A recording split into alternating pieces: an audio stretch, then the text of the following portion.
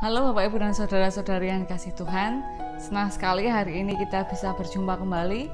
Kita akan bersama-sama merenungkan firman Tuhan, tetapi sebelumnya mari kita berdoa. Sungguh Tuhan, kami bersyukur sebab oleh karena cinta kasih Tuhan kami dapat memasuki hari yang baru di minggu yang baru ini. Kiranya Tuhan juga membekali kami semangat dan pengharapan yang baru, supaya di dalam menjalani kehidupan kami terus dapat mengarahkan hati kami kepada Tuhan. Agar setiap langkah, setiap pengambilan keputusan kami dasarkan dengan kehendak Tuhan. Agar setiap hari yang kami lalui tidak berlalu dengan sia-sia. Terima kasih ya Tuhan, jika sebentar kami akan merenungkan firman Tuhan, kiranya Tuhan menolong kami untuk melihat betapa besar kasih dan pertolongan Tuhan. Terima kasih ya Tuhan, di dalam nama Tuhan Yesus kami berdoa, haleluya, amin. Bacaan kita pada hari ini berdasarkan Zakaria pasal 1 ayat 7 hingga ayat yang ke-17. Zakaria pasal 1 ayat 7 hingga ayat yang ke-17 yang berbunyi demikian. Pada hari yang ke-24 dari bulan yang ke-11, itulah bulan Shebat. Pada tahun yang kedua zaman Darius, datanglah firman Tuhan kepada Nabi Zakaria bin Berekia bin Iddo, bunyinya. Tadi malam aku mendapat suatu penglihatan. Tampak seorang yang menunggang kuda merah. Dia sedang berdiri di antara pohon-pohon murat yang di dalam jurang, dan di belakangnya ada kuda-kuda yang merah jambu dan yang putih. Maka aku bertanya, apakah arti semuanya ini ya Tuanku? Lalu malaikat yang berbicara dengan aku itu menjawab, aku ini akan memperlihatkan kepadamu apa arti semuanya ini. Orang yang berdiri di antara pohon-pohon murat itu mulai berbicara, katanya, inilah mereka semua yang diutus Tuhan untuk menjelajahi bumi. Berbicaralah mereka kepada malaikat Tuhan yang berdiri di antara pohon-pohon murat itu. Katanya, kami telah menjelajahi bumi dan sesungguhnya seluruh bumi itu tenang dan aman. Berbicaralah malaikat Tuhan itu, katanya, ya Tuhan semesta alam, berapa lama lagi Engkau tidak menyayangi Yerusalem dan kota-kota Yehuda yang telah 70 tahun lamanya Kau murkai itu. Lalu kepada malaikat yang berbicara dengan aku itu Tuhan menjawab dengan kata-kata yang ramah dan yang menghiburkan.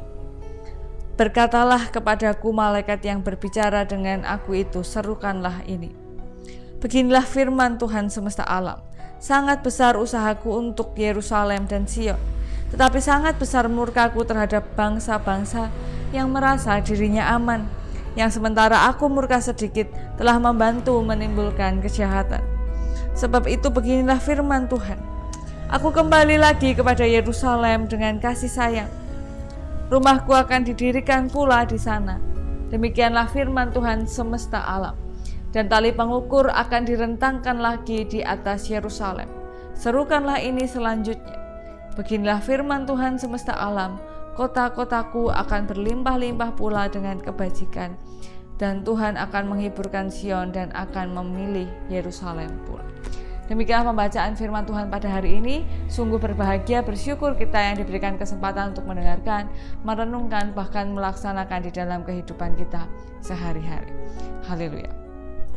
Bapak, Ibu, dan saudara-saudara yang dikasihi Tuhan, seringkali saya melihat di media sosial foto atau gambar-gambar orang yang sedang menggali tanah dengan harapan ia akan menemukan harta karun. Lama ia menggali, dalam ia menggali, tetapi ia tidak juga mendapatkan harta karun itu. Tetapi sebenarnya berdasarkan foto itu dapat terlihat bahwa harta karun yang dicari itu sebenarnya tinggal sedikit lagi. Tapi karena ia merasa lelah, ia merasa putus asa, ia tidak tahu berapa lama lagi ia harus menggali, ia duduk. Bahkan dalam beberapa foto ia memilih untuk pergi. Tapi sebenarnya harta karunnya sudah begitu dekat.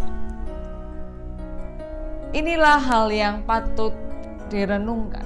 Berapa banyak kesempatan yang berlalu begitu saja karena manusia memilih untuk berhenti atau untuk meninggalkan kesempatan itu.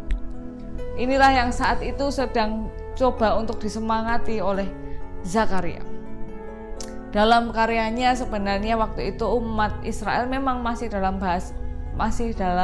masa pembuangan, tetapi mereka diberikan kesempatan oleh pemerintah Persia untuk membangun kembali, pulang kembali ke Yerusalem dan membangun kembali bait Allahnya. Mereka diberikan kesempatan untuk membangun pusat keagamaan bangsa mereka, bagian dari bukan hanya keagamaan tetapi juga kebudayaan dan jati diri mereka. Mereka diberikan kesempatan, bahkan dicatatkan dalam tulisan yang barusan kita baca, 70 tahun lamanya mereka sudah mendapatkan murka Tuhan. Dan pada akhirnya mereka berjalan sedikit demi sedikit, mereka akan membangun kembali bait Allah yang runtuh. Persoalannya kala itu adalah, walaupun mereka sudah diberikan kesempatan, tentu ada banyak tantangan yang harus dihadapi.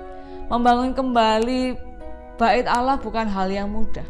Dan kalau kita baca di kisah-kisah tentang bait Allah selalu dibangun dengan megah dan luar biasa. Maka membangun kembali bukan hal yang mudah dan tentu masih banyak tantangan yang harus dihadapi.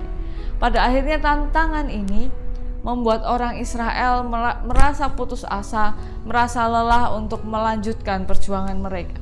Dan di titik inilah Hagai dan Zakaria dalam tempo yang dekat memberikan semangat kepada bangsa dan umat, memberikan penghiburan bahwa Tuhan akan mengembalikan mereka ke tempat mereka seharusnya. Tuhan akan kembali mengasihi mereka. Tuhan akan berhenti marah, berhenti murka kepada mereka. Hukuman akan berhenti diberikan.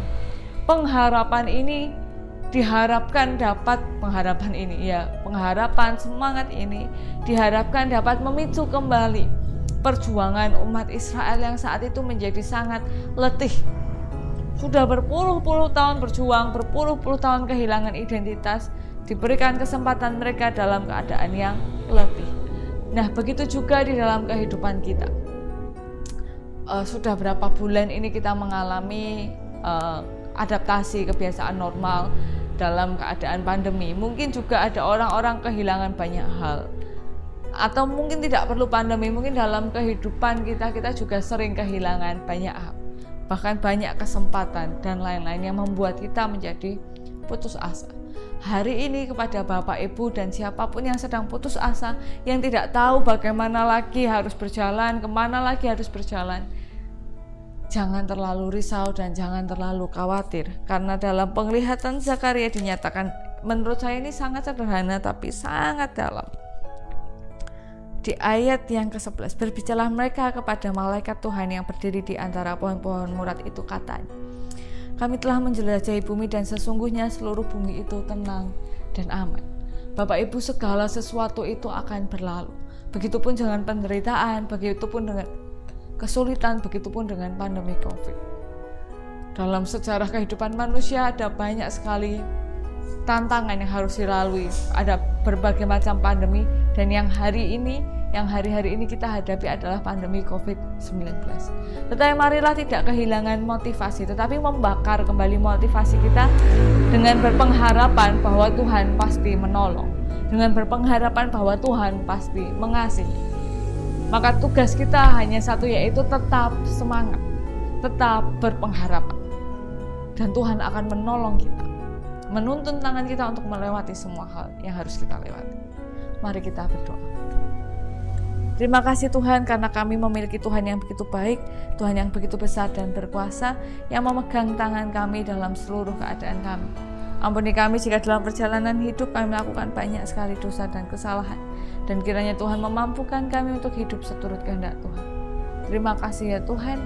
Di dalam nama Tuhan Yesus kami serahkan seluruh pergumulan dan pengharapan kami. Amin. Ya, demikian yang dapat saya sampaikan, kiranya dapat menjadi hal yang baik bagi kita semua. Selamat menjalani aktivitas, tetap semangat, tetap jaga kesehatan. Tuhan memberkati kita semua. Sampai jumpa.